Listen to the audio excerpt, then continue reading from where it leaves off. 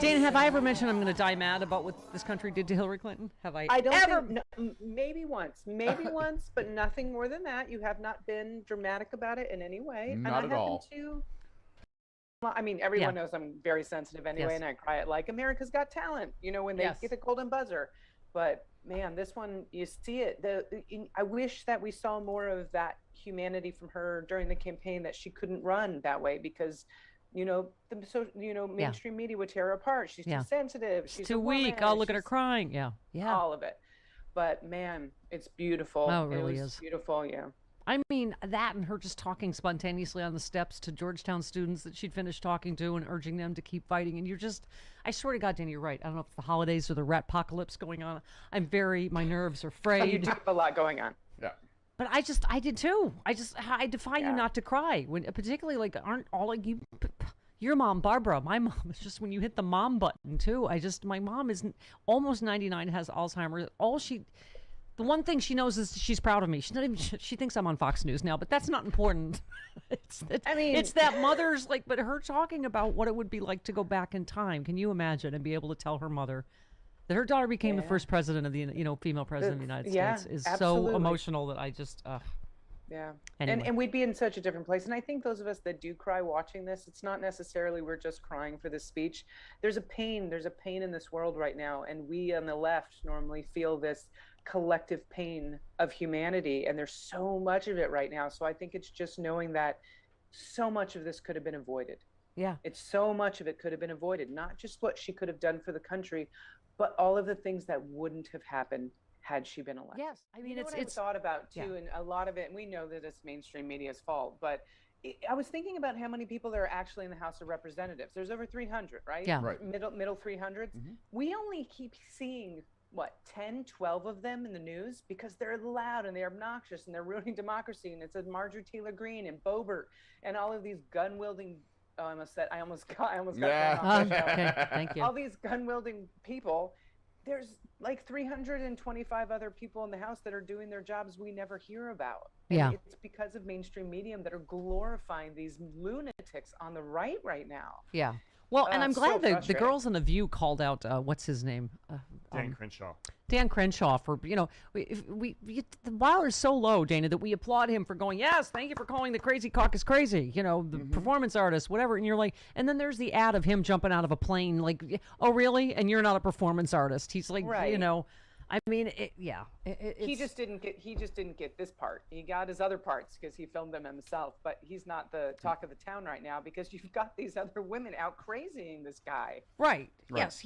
Right. The co-host of The View showed zero appreciation for Dan Crenshaw's recent takedown of the Freedom Caucus as grifters and performance artists. Joy Behar said he was one of the earliest and biggest proponents of the big lie, Dan Crenshaw.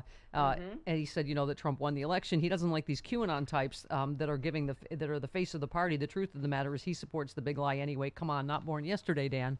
And Sonny said he made light of the Hollywood-style Avengers movie campaign ad he made, which he dubbed so performative. He was one of the Texas GOP who passed the election bill SB 1 that raised voting barriers for people of color. He really is the face, I think, of the Republican Party along with the others. I hate to use the analogy again, especially today, but big bag of rats. Fight, fight, fight. You're all equally awful, just in different ways. They're just, Dana, QAnon conspiracy cult is facing a leadership crisis. The person known as Q has not posted for a year. It's like the tunnel of crazy doesn't seem to end. Like JFK Jr. doesn't show up, and then there's another. But this is the tunnel of crazy ends behind your refrigerator. Yes, that's the highway to hell. These people, Stephanie, will have to continue to make up conspiracies because if at any point they stop, they have to admit that they were duped. Yes. Yeah. So they're going to keep finding stories so that they don't look at themselves and go, "Oh my God." Can I have my conspiracy music? Because the Hillary thing reminded me, Dana. I didn't think anything of it in 26. I'm like, what kind of percentage of people could think Hillary Clinton's really a pedophile that runs a sex ring under a pizza shop that doesn't even have a basement? Like, what? But a percentage of people did believe that and continues to believe even. You can turn it down a little. It still is mommy's nerves. But you know what I'm saying? It's like they keep developing. Obviously, I don't know exactly the percentage of people that believe this stuff, but there's a lot of, crazy people in this country.